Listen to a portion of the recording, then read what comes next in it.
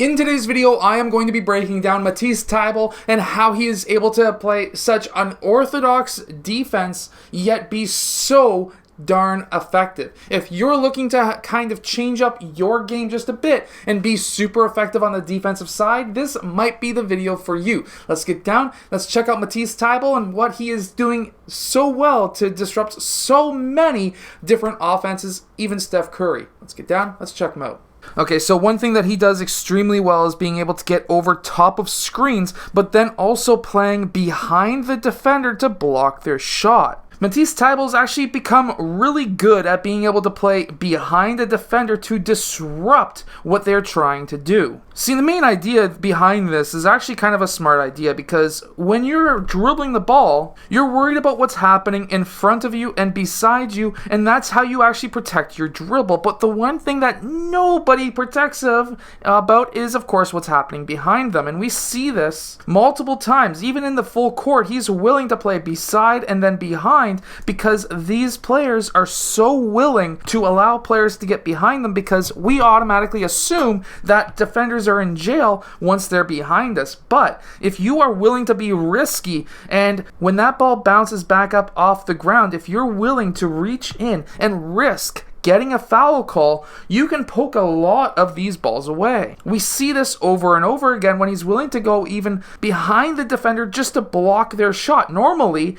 this would be a foul worry, but he's able to basically deal with it. And he's even able to help out with his other teammates to be able to block shots from behind. This is actually a very good strategic move, because of course we don't worry about what's happening behind us. We just automatically assume that players are being put in jail, and these offensive players, even myself included, we don't worry about what's happening behind us, because we automatically assume if you block our shot going over our back, it's going to be a foul. Or if you reach in from going from behind us, it's automatically a foul. But it's not. And if you can chase players over top of screens, and then when he's scanning the court to see who he needs to pass to, if you can poke that ball away without touching his body because he's not protecting it, 100% go for it. We see this over and over again with the Matisse Thybulle, and he's even able to block shots from in front, because when he's following this player around, he notices, or he knows, that this player is going to go back towards the right side, because that's essentially cutting off his direct line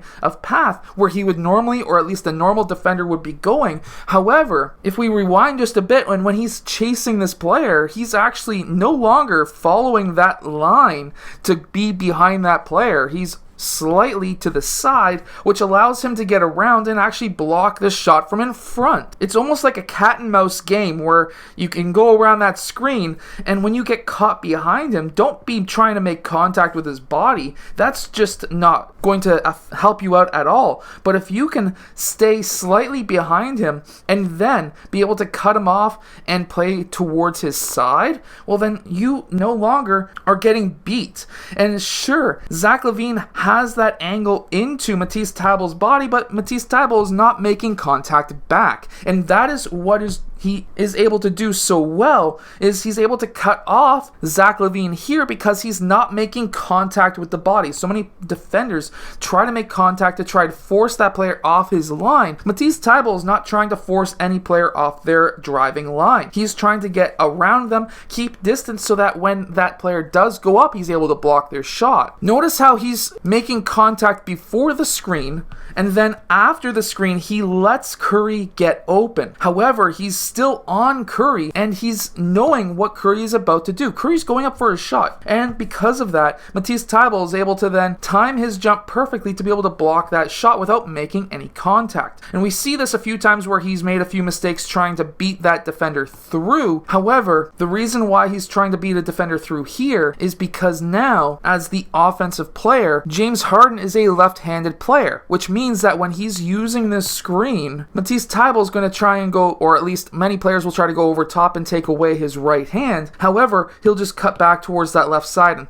pull up for a shot. Or he'll pop out towards the right side and have an even better option for a shot. and still keep that player in jail if he's going over top. However, because James Harden is a left-handed player, Matisse Thybulle is trying to get in between that player so that, of course, he can't use his left hand for a shot, and that's why he got that foul call there. Now, if you have a player like Matisse Thybulle guarding you, this is what you can do. Basically, try to jam him between you and your screener, especially if you're a left-handed player going towards that right side, or if you're a right-handed player going towards the left side, you want to do that. You don't want to let him get between those players because he's going to be able to basically block your shot. And again, we see this again here where he's giving that space, and that is the main key, is he's giving space and then he closes that gap quickly. I hope that this kind of explains why playing behind an offensive player can be beneficial. We have to remember that this is a risky move. If you're not doing this in practice a lot, you could get lost in game and it could make you look really bad and you could get a lot of foul calls. You have to keep a distance between you and your offensive player who you're guarding, or you're going to get that foul call when you reach in.